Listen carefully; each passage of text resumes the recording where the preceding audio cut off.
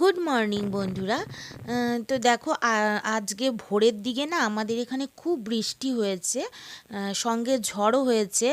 তোমাদের ওখানে যদি বৃষ্টি হয়ে থাকে কমেন্টে কিন্তু অবশ্যই জানিও। আর আকাশটা দেখো একদম মেঘলা, কালো হয়ে আছে। এটা কিন্তু একদম সকালের দিকেই আকাশের এই অবস্থা। আর সারাদিন তো একদমই রোদ ওঠেনি, সারাদিন মেঘলাও ছিল। আর উঠোনের দেখো কি অবস্থা, একদম পুরো উঠোন ভরে পাতা পড়েছে।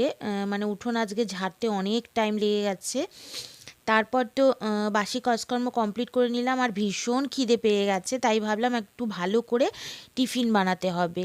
সেই জন্য চাউ ছিল ঘরে, চাউমিন নিয়ে নিলাম। আর তার সাথে গাজর, ক্যাপসিকাম, তারপর বিনস, ধনেপাতা, টমেটো এগুলো ছিল ঘরে, মটরশুঁটি।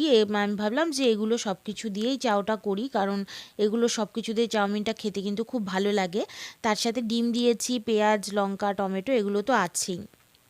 তো সব কিছু কুচিয়ে কেটে ধুয়ে রেডি করে নিয়েছি। এরপর সে চাউটা সেদ্ধ করে নিয়ে তারপর ডিমগুলো আমি নুন দিয়ে ভালো করে ডিমের ঝুড়ো করে নিচ্ছি।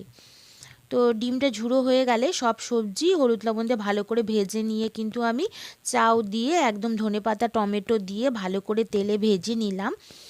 আর আমার না এরকম সবজি দিয়ে ডিম দিয়ে ঘরের চাউমিন খেতে খুব ভালো লাগে। মানে বাইরে যে চাউমিন পাওয়া যায় তার থেকেও আমার বেশি ভালো লাগে। তো ছোটোবেলায় তো মা বানিয়ে দিত, এরম করে স্কুলে টিফিনেও নিয়ে যেতাম।